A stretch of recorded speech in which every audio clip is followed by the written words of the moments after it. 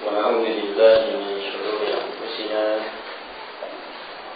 وسيئات أعمالنا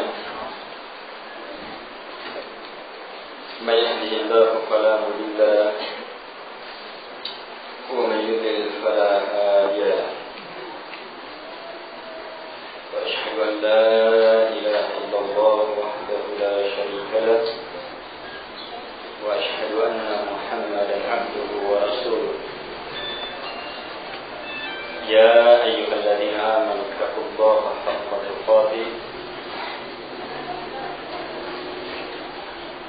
ولا تموتن إلا وأنتم مسلمون يا أيها الناس اتقوا ربكم الذي خلقكم من نفس واحدة وخلق منها زوجها وبث منهما رجالا كثيرا ونساء واتقوا الله الذي تساءلون به والأرحام إن الله كان عليكم رقيبا يا أيها الذين آمنوا اتقوا الله حق تقاته ولا تموتن إلا وأنتم مسلمون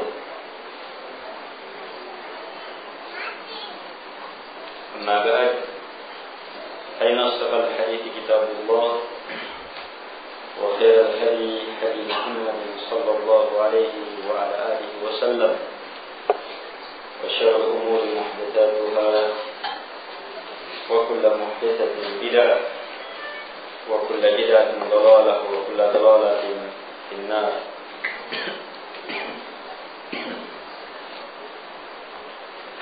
Al-Ikhwah rahimahumullah,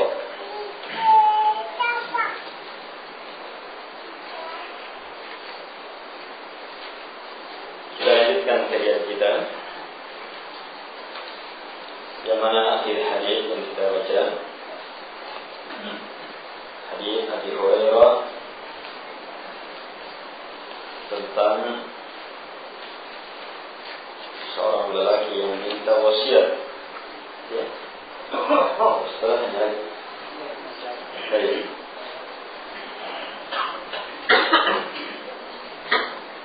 Ma yazal bala bil mu'min wal mu'minah. Terakhir.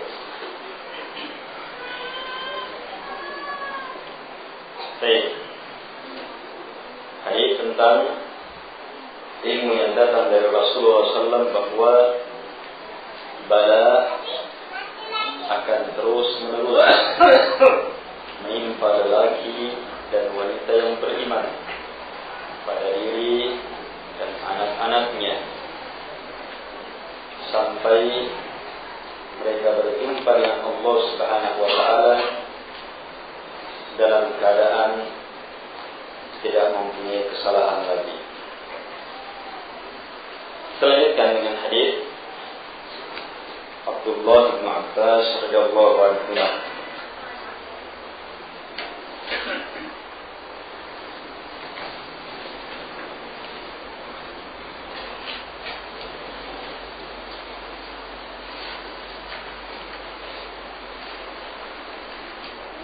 قال الإمام أبو زكريا يحيى بن شرف النووي رحمه الله تعالى وعن ابن عباس رضي الله عنهما قال قدم عيينة ابن حصن فنزل على ابن أخيه الحر ابن قيس وكان من النفر الذين يدنيهم عمر رضي الله عنه وكان القراء أصحاب مجلس عمر رضي الله عنه ومشاورته كهولا كانوا أو شبانا. فقال عيينة لابن أخيه يا ابن أخي لك وجه عند هذا الأمير فاستأذن لي عليه. فاستأذن فأذن له عمر فلما دخل قال هيا يا ابن الخطاب فوالله ما تعطينا الجزر ولا تحكم فينا بالعدل. فغضب عمر رضي الله عنه حتى هم أن يوقع به فقال له الحر يا أمير المؤمنين إن الله تعالى قال لنبيه صلى الله عليه وعلى آله وسلم خذ العفو وأمر بالعرف وأعرض عن الجاهلين وإن هذا من الجاهلين. والله ما جاوزها عمر حين تلاها وكان وقافا عند كتاب الله تعالى. رواه البخاري. Ini diriwayatkan oleh Imam Al-Bukhari rahimahullah taala dalam kitab tafsir.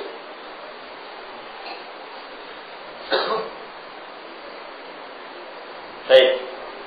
Dari sahabat Abdullah ibnu Abbas, semoga Allah meridai keduanya, sebab beliau dan bapaknya adalah sahabat Rasulullah sallallahu alaihi wa ala alihi wasallam. Bahkan hubungan beliau dengan Nabi apa? Sepupu. Al-Abbas adalah paman Rasulullah sallallahu alaihi wa ala alihi wasallam. Saudara dari bapak beliau alaihi salatu wassalam. Dari sahabat Abdullah bin Abbas radhiyallahu anhu, beliau berkata, qadima, datanglah Uyainah ibnu Hisn. Jadi seseorang datang ke Madinah bernama Uyainah bin Hisn. Fanazala ala ibni akhi, maka dia turun singgah kepada anak saudaranya. Seperti apanya? Anak saudaranya. Manakah? Ibni anak akhi, anak saudaranya. Manakannya. Kalau orang mau ke Makassar, tentunya ada tempat bermalamnya, tempat singgahnya. Dia singgah ke anak saudara yang bernama Al-Hur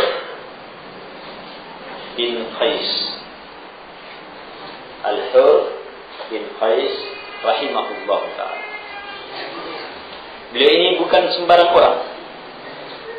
Dijelaskan dalam hadis ini, wa kana, dan adalah beliau minan nafar, termasuk nafar, sekelompok orang alladzina yudnihim Umar radhiyallahu anhu, sekelompok orang yang didekatkan oleh Umar radhiyallahu anhu.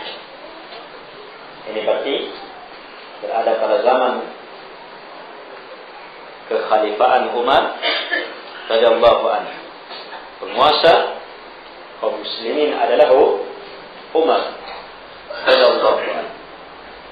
Yang mana kita tahu kekuasaan beliau ketika itu sudah sangat hebat, keadilan sangat luar biasa, dan nampak kekuasaan kaum muslimin semakin melebar, semakin luas. Ini tidak lain di antara sebabnya karena pamor Umar radhiyallahu anhu. Tentunya semuanya setelah keutamaan dan kebaikan dari Allah Subhanahu wa ta'ala.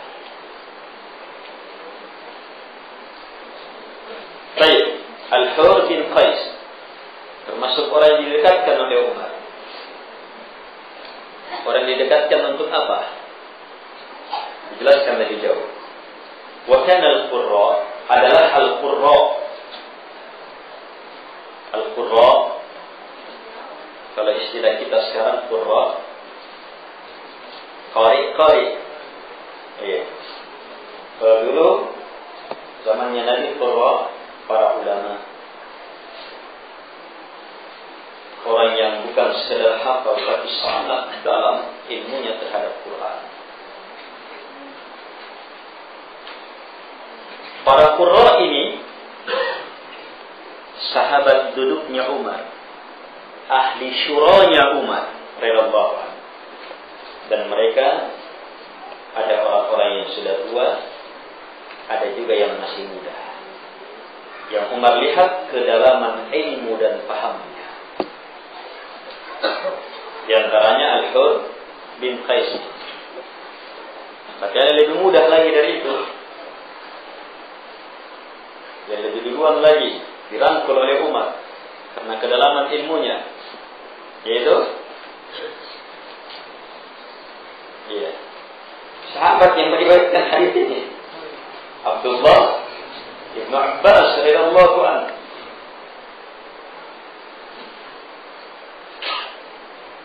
Yang ilmunya sangat dalam, ini tidak lain antara sebabnya berkah dari doa Rasulullah SAW. Nabi doakan beliau, Allahumma 'allimhu ta'wil wa faqihhu fid din. Ya Allah, faqihhu fid din wa 'allimhu ta'wil. Ya Allah, pahamkan dia tentang agama dan beri ilmu dia tentang kedalaman tafsir. Doa Nabi dikabulkan? Dikabulkan. Tapi kapan terwujud? Setelah Nabi meninggal, Abu Bakar wafat. Baru nampak di zamannya Umar radhiyallahu anhu. Semasa itu, sebelumnya beliau menempuh sebab-sebab terwujudnya doa, menuntut ilmu, mencari ilmu, sampai kadang beliau tertidur di depan pintu sahabat Rasulullah sallallahu alaihi wa ala alihi wasallam. Padahal dari sisi status beliau, status orang Arab tertinggi. Dan beliau Hashimi, dari Bani Hashim. Ini suku Quraisy yang paling mulia. Yang paling mulia dalam pandangan Allah lagi. Ditambah lagi beliau kemenakan beliau sepupu Rasulullah sallallahu alaihi wasallam, termasuk ahli bait. Dari sisi agama, kaum muslimin diharuskan untuk menghormati ahli baitnya Nabi SAW. Tetapi beliau tidak berpangku tidak dengan serta-merta menerima penghormatan itu dan membiarkan dirinya dihormati, yang akhirnya banyak orang yang seperti ini akhirnya tertinggal. Beliau menuntut ilmu, mencari ilmu. Beliau tahu betul di atas semua yang mulia, ilmulah yang termulia. Karena itu, bagaimanapun kedudukan seseorang ketika diperhadapkan dengan ilmu, rendahkan diri kita, tinggikan ilmu, maka pasti kita akan diangkat. Yarfa'illahu alladhina amanu minkum walladhina utul ilma darajat. Allah mengangkat orang-orang yang beriman di antara kalian, dan orang yang diberi ilmu berderajat-derajat lagi.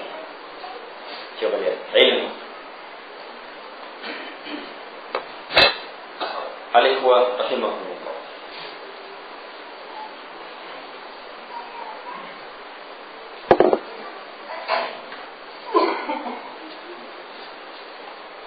Baik. Faqala Uyainah, maka berkatalah Uyainah, Libni akhi, kepada kemenakannya. Yabna akhi, wahai anak saudaraku. Laka wajhu, laka, kamu punya wajah, kamu punya kedudukan. Inda hadal amir, di sisi amir ini, maksudnya Umar. Mau apa dia? Dia maunya fasta'din li alai, mintakan izin untuk saya supaya bisa bertemu.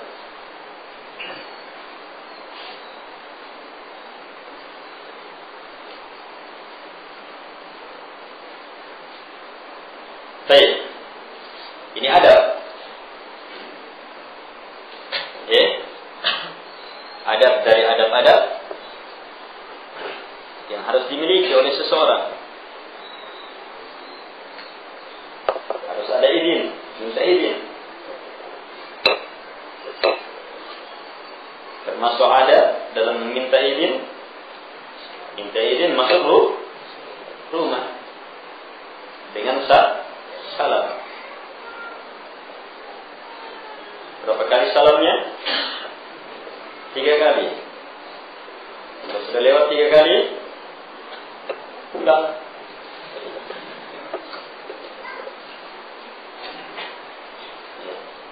Ya, sudah lewat 3 kali.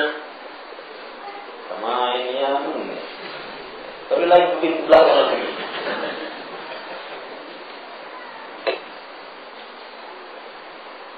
Itu pun dalam hadis Nabi SAW, kalau si pemilik rumah mengatakan kembalilah, lagi tidak menerima tamu, maka kembali. Hanya sekarang bahasanya lebih halus, lagi istirahat, bapak lagi istirahat, jadi pahamilah kalau sudah seperti itu. Kenapa kah? Anu dah. Kalau tidak anu jangan dulu. Sekali ni. Alaikum rahimahullah. Minta izin. Izinnya salam. Apa maksud? Nabi jelaskan. Perizinan untuk masuk rumah. Li ajli an-nazar. Karena pandangan. Supaya orang tidak langsung memandang. Minta izin. Saya itu batas lingkup auratnya orang di sini. Jadi salah orang minta izin kalau kata Assalamualaikum. Tangannya Assalamualaikum, tapi matanya sudah mencari di dalam. Ini salah, dan ini adab kebanyakan masyarakat Sulawesi. Yang salat dan yang tidak sholat. Kebanyakannya seperti itu.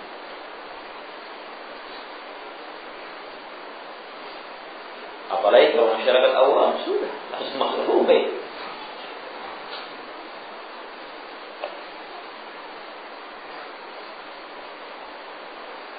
Ini. Baik, minta izin.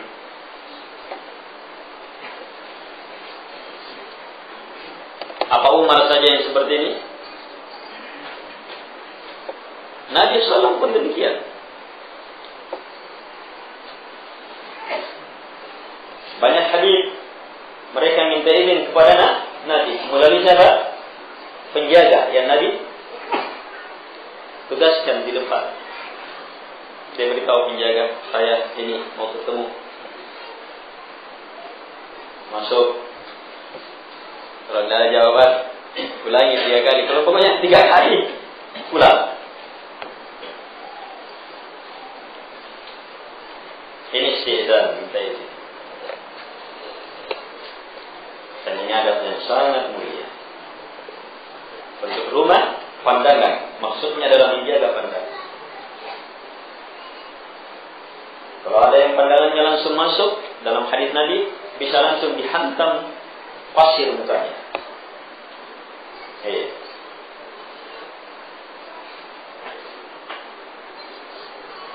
Itu hukuman bagi orang yang tidak menghargai kehormatan rumah saudaranya. Baik. Fasta'adzan, maka al-hur si kebenakan pun minta izin. Fa'adina lahu Umar radhiyallahu anhu. Umar radhiyallahu anhu pun mengizinkan. Falamma dakhala. Jadi mau masuk pembahasan kita ini. Falamma dakhala. Tak kala dia masuk,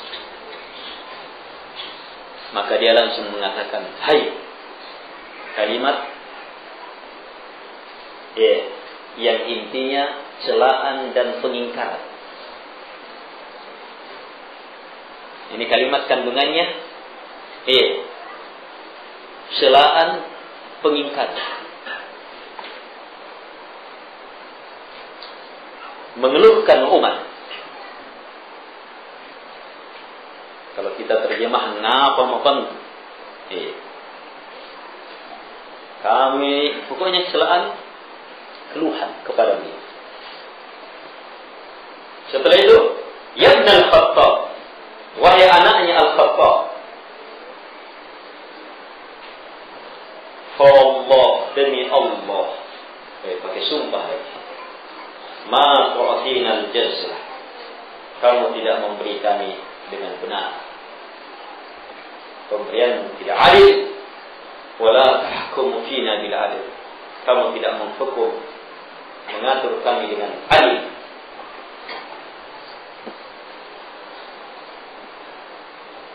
Ini di posisi apa ini? Orang ini tamu, sekaligus rakyat, di mana dia mengucapkan ini? Di rumahnya Umar radhiyallahu anhu, di pusat kekuasaannya Umar radhiyallahu anhu, sebagai Amirul Mukminin radhiyallahu anhu, yang telah menguasai banyak negeri-negeri besar radhiyallahu anhu. Yang mana sebelumnya Umar itu apa? Asal kondisinya Umar itu sudah apa? Sudah luar biasa keras dan tegasnya. Apalagi sekarang di rumahnya lagi. Sudah jadi Amirul Mukminin, bukan sembarang Amirul Mukminin. Amirul Mukminin yang sangat luar biasa, hebatnya prestasi. Terus orang ini datang mengucapkan kekurangan ajaran. Kekurangan ajarannya pun dusta. Sesuatu yang sangat nampak pada kekuasaan beliau, keadilan beliau, itu sangat nampak. Tapi ini justru mengatakan tidak adil. Beliau dalam memberi apa yang merupakan baitul mal kepada kaum muslimin, beliau maksimalkan betul. Tapi datang menuduh hal itulah. Apa yang terjadi? Marah. Umar radhiyallahu anhu marah. Sangat pantas marah. Siapa yang tidak marah? Faghadiba Umar radhiyallahu anhu. Umar radhiyallahu anhu marah. Hatta hamma, sampai beliau telah bertekad ayyuqi'a bi, untuk menimpakan sesuatu sama orang ini. Dia mau dihantam, mau dihukum, mau diapa, itu sudah bertekad. Tetapi segera Al-Hur berkata, ya Amirul Mukminin, wahai amirnya, penguasanya orang-orang beriman. Beda dengan yang tadi. Ya Ibn al-Khattab, wahai anaknya Al-Khattab. Umar, namanya Umar tidak disebut, langsung nama bapaknya. Dan bapaknya Umar mengkafir. Ya Ibn al-Khattab, yang diawali dengan kalimat celaan. Ini Al-Hur, wahai Amirul Mukminin, wahai penguasa orang-orang beriman. Inna Allah Ta'ala qala li nabiyyi. Sungguh Allah Subhanahu wa Ta'ala telah berfirman kepada nabinya. Perhatikan, Allah berfirman kepada nabinya. Langsung disebutkan kepada nabinya. Padahal beliau ingin menyebutkan ayat. Tadi beliau mengatakan Allah berfirman kepada nabinya. Apa firman Allah? Khudil afwa wa'mur bil 'urf wa'arid 'anil jahilin. Khud, ambillah al-'af, jalan maaf, jalan mudah. Wa'mur bil 'urf, perintah yang baik, yang dikenal, yang merupakan kebaikan. Wa'arid 'anil jahilin, dan berpaling dari orang-orang bodoh. Inna hada minal jahilin. Sungguh dia ini termasuk orang-orang bodoh. Kemanakannya ini? Sungguh dia ini termasuk orang-orang bodoh. Apa yang terjadi? Wallahi, kata Abdullah bin Abbas, demi Allah, ma jawazaha Umar hina talaha. Demi Allah, Umar tidak melangkahi ayat ketika dibacakan kepada dia. Sudah berhenti di ayat. Berpaling dari orang bodoh, sudah laksanakan. Berpaling dari orang bodoh, tidak jadi dipukul. Tidak jadi. Kalau dia tutup, wa kana waqafan 'inda kitabillah, dan adalah Umar waqafan, orang yang sangat hebat dalam berdiri di atas kitab Allah Subhanahu wa Ta'ala. Al-Ikhwah rahimahullah.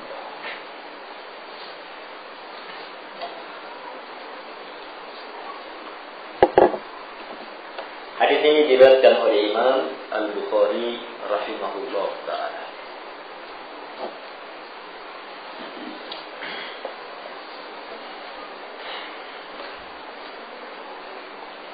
Hadis yang di dalamnya banyak pelajaran untuk kita. Mungkin ada yang tanya, dari sisi mana pendalilannya? Ini kan kisahnya Umar bersama Umar radhiyallahu anhu bersama apa? Tabi'in. Kisahnya Umar bersama tabi'in. Dalilnya kan Al-Quran dan Sunnah.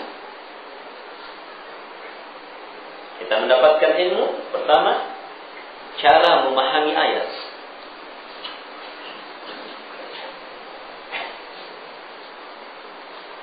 Dan juga kondisi Umar bersama tabi'in itu apa? Itu sesuatu yang diperintahkan dalam Quran untuk diikuti. Was-sabiquna al-awwalun minal muhajirin wal ansar. Orang-orang yang terdahulu, yang pertama-tama Islam dari kalangan muhajirin dan ansar. Muhajirin dan ansar langsung sebut nama Allah. Orang selanjutnya walladzina tabauhum bi ihsan, dan yang mengikuti mereka dengan cara yang terbaik. Mengikuti mereka, barulah masuk juga radhiyallahu anhum wa radu an. Allah ridha kepada mereka dan mereka pun ridha kepada Allah. Jelas bunyi ayat yang keridhaan Allah ditentukan oleh bagaimana kita mengikuti mereka, para pendahulu yang terbaik. Apalagi Nabi bersabda, alaikum bisunnati, wajib atas kalian berpegang di atas sunnahku. Terus sampai di situ saja? Tidak. Wa sunnatil khulafa'ir rasyidin al-mahdiyyin min ba'di, dan sunnahnya para khalifah yang di atas petunjuk setelah Umar yang paling hebat, termasuk yang paling hebat. Jadi mengambil keteladanan mereka, mengambil sunnah.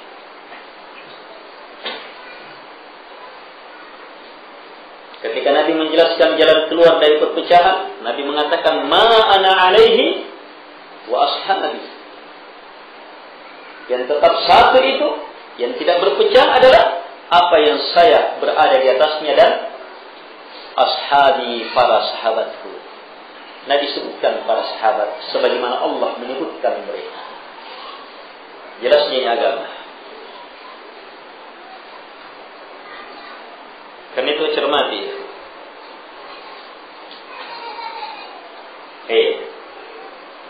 Banyak orang yang membaca Al-Quran tapi dia pahami sesuai dengan maunya.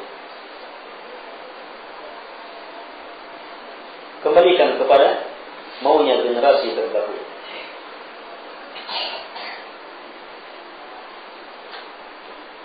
Jadi jelas kita bisa mengambil ilmu di sini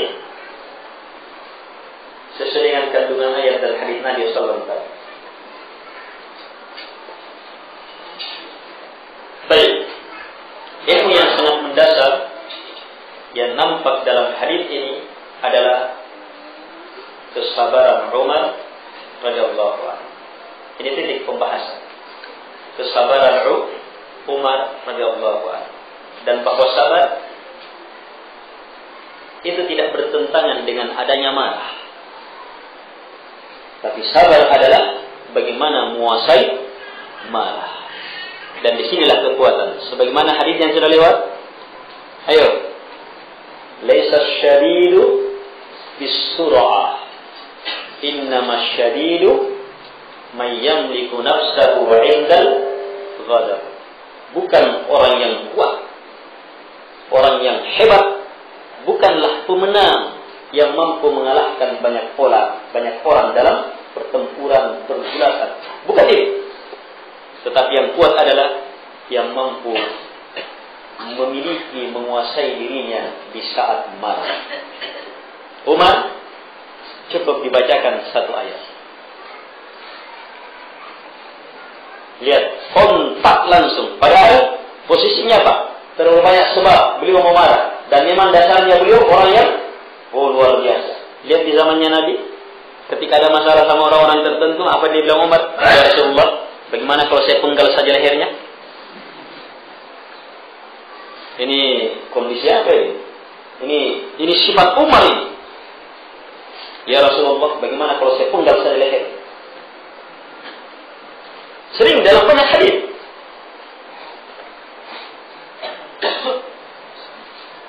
Lihat itu. Dan sekarang ini sebagai apa dia? Dia tidak perlu minta izin lagi. Amirul Mukminin, pasukannya telah menundukkan banyak negara-negara besar. Tetapi la ilaha illallah, di mana pun orang beriman berada, tetap kitab Allah di atasnya. Mereka telah memposisikan diri mereka tunduk di hadapan kitab Allah. Siapapun yang membacakannya. Al-Hur langsung mengatakan, lihat dalamnya ilmunya Al-Hur.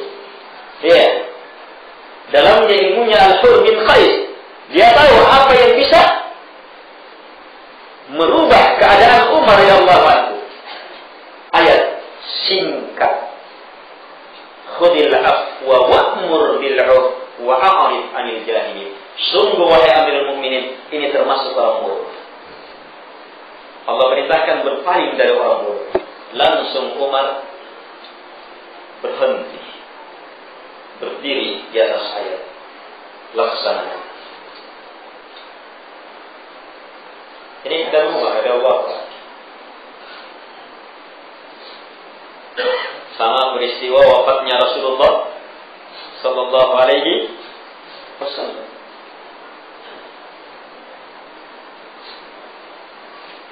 Bagaimana peristiwa wafatnya Nabi sallallahu alaihi wasallam? Para sahabat terpukul, termasuk Umar radhiyallahu anhu. Dalam kisah itu Umar sampai mengatakan, saya kampung kalau orang yang mengatakan Nabi sallallahu alaihi wasallam. Lihat, Abu Bakar radhiyallahu anhu datang dari luar, kemudian mengatakan menjumpai Nabi sallallahu alaihi wasallam. Sudah wafat Nabi, beliau masuk. Kemudian keluar beliau memuji Allah, bersalawat dan mengatakan, siapa yang menyembah Muhammad, maka Muhammad telah wafat. Dan siapa yang menyembah Allah, maka Allah maha hidup. dan terus hidup, tidak akan pernah wafat. Kemudian beliau membaca firman Allah Subhanahu wa taala, innaka mayyitu wa innahum mayyitun. Sungguh engkau ya Muhammad akan jadi mayyit, mati, dan mereka pun akan mati. Beliau baca juga ayat, wa ma Muhammadun illa rasul qad khalat min qablihi rusul afa in mata aw qutila qalabtum ala aqabikum.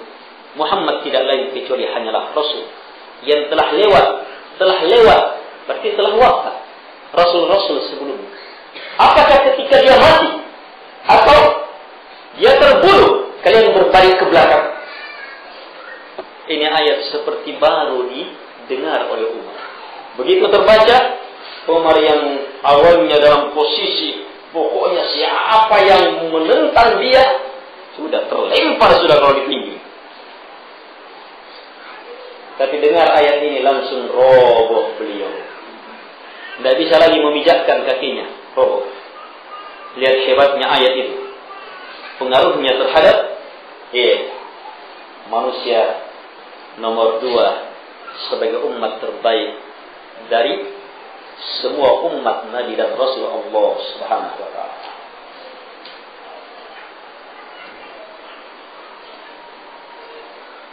Ini kekuatan dalam menguasai diri. Kalau kita diberi kekuatan amarah sama dengan amarahnya Umar, oh luar biasa. Mungkin sudah banyak orang kita bunuh.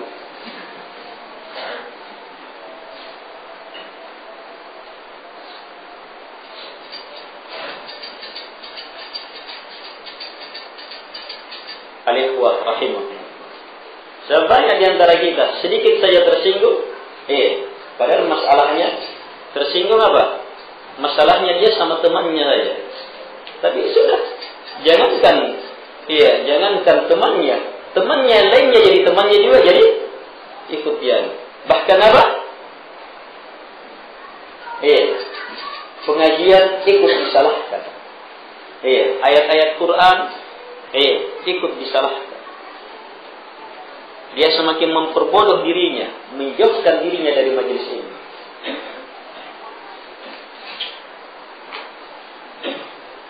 Itu kekuatan amarah yang tidak terkontrol.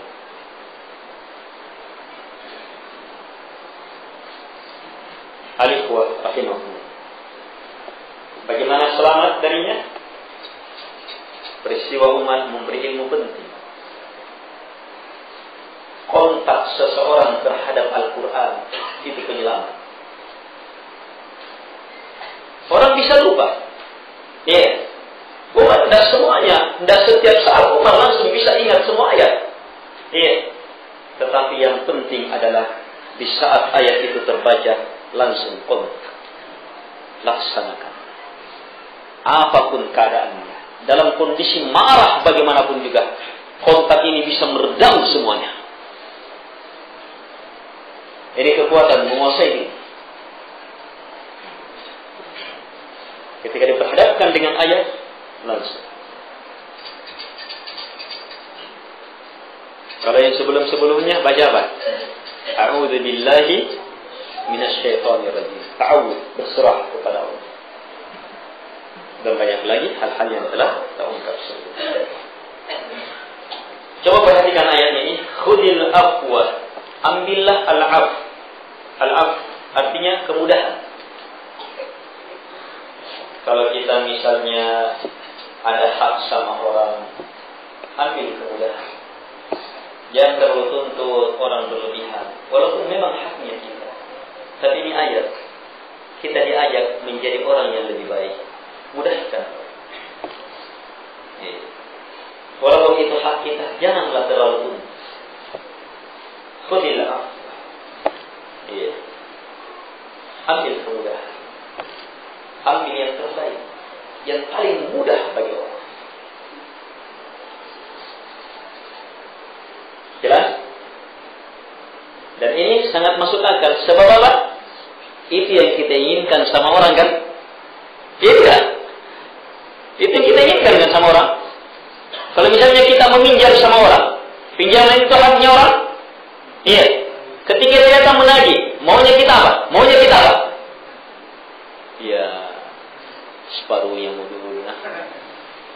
Iya, atau jangan dulu nah. Maunya kita supaya orang mempermudah kita. Kalau begitu, khudil afwa. Permudah orang. Kemudian wa'mur bil urf, ajak kepada yang baik. Urf, sesuatu yang ma'ruf, termasuk makna urf, sesuatu yang dikenal orang. Sesuatu yang dikenal orang. Jangan langsung mau menegakkan sunnah sementara orang belum paham. Hadithun nas bima ya'rifun, kata Ali radhiyallahu anhu. Ini sunnahnya khulafaur rasyidin. Sampaikan orang-orang apa yang mereka bisa paham sesuai dengan kemampuan mereka. Pelajaran perkara agama sangat luar biasa luasnya. Masyarakat kita bisa memikul semuanya, langsung disampaikan semuanya. Abu Hurairah, di zamannya Abu Hurairah, itu zamannya tabi'in, generasi kedua terbaik. Itu pun kata Abu Hurairah, saya punya 2 kendi hadis. Satu saya sudah sampaikan, yang satunya kalau saya sampaikan dipotong leher saya. Dan Nabi bersabda, cukuplah kedustaan seseorang kalau dia sampaikan semua yang dia dengar.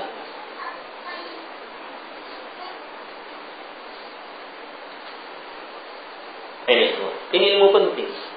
Tidak semua yang kita lihat, kita dengar, kita alami langsung kita ceramahkan.